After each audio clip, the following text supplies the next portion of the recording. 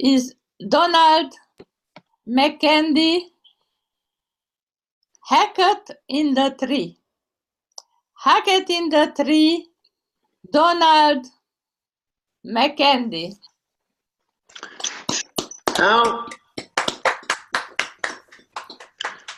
How many people here have received a diploma at one time or another? And how many of you found out that when you got your first job that you really didn't know very much?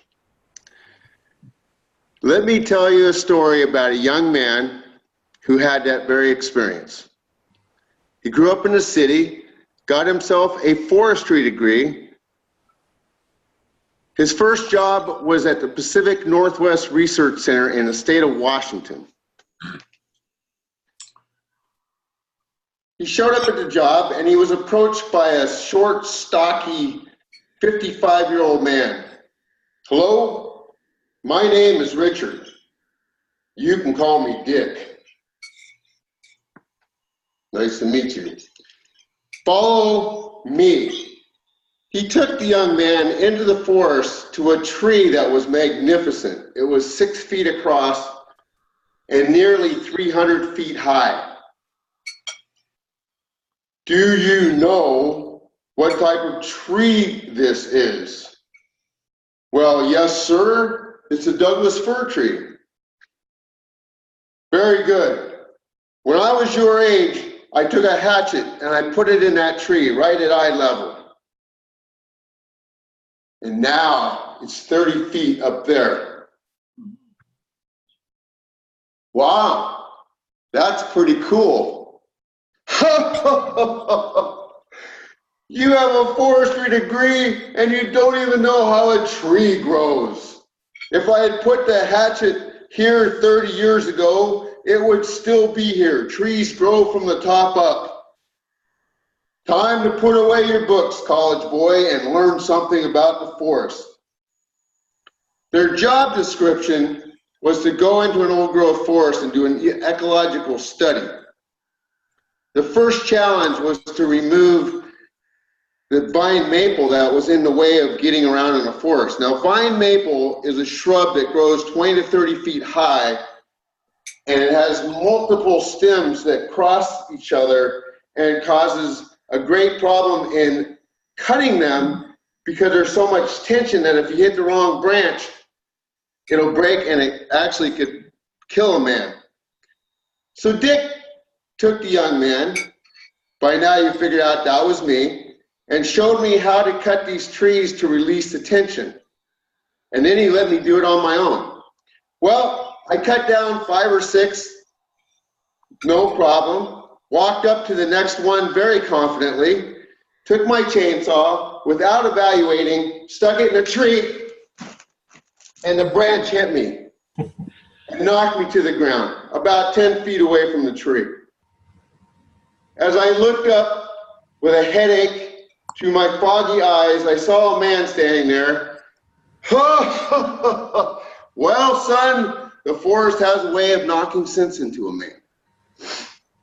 Over the next 2 or 3 months, he taught me how the whole forest is intertwined. Everything has a purpose, from the smallest bacteria to the largest trees, and of course to the animals. And speaking of animals, my favorite were the flying squirrels. Flying squirrels have a pad under their front legs, and they don't fly, but they glide from tree to tree and knock down cones for the winter. It looked like they're having so much fun. Well, one warm afternoon, I decided to take a nap under one of the largest fir trees. As I'm laying there, about half asleep, I feel this pap-pap on the top of my head. I thought that was kind of odd. And I look up, and there's the 2 squirrels. They're dropping cones on me. Their names were Fred and Wilma.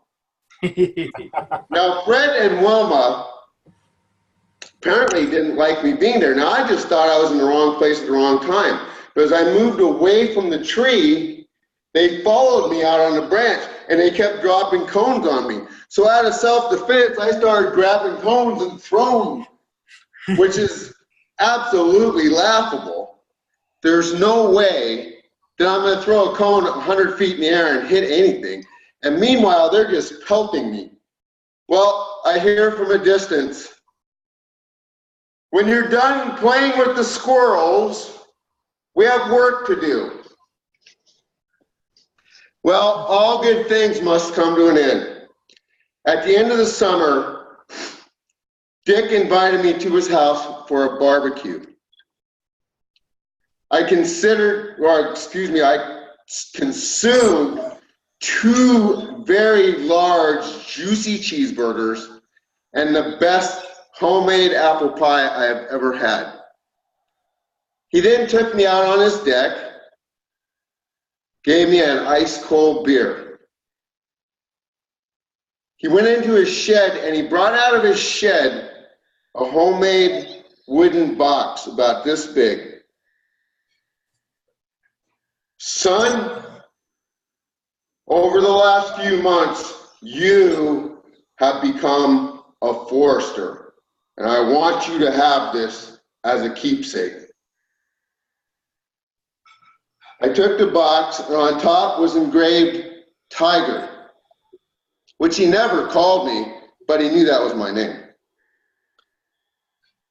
I unlatched the box, and inside was one of the most meaningful gifts I have ever received. For inside that box was an old, rusty, wooden-handled hatchet that had been in that tree that he showed me at the very beginning. Thank you.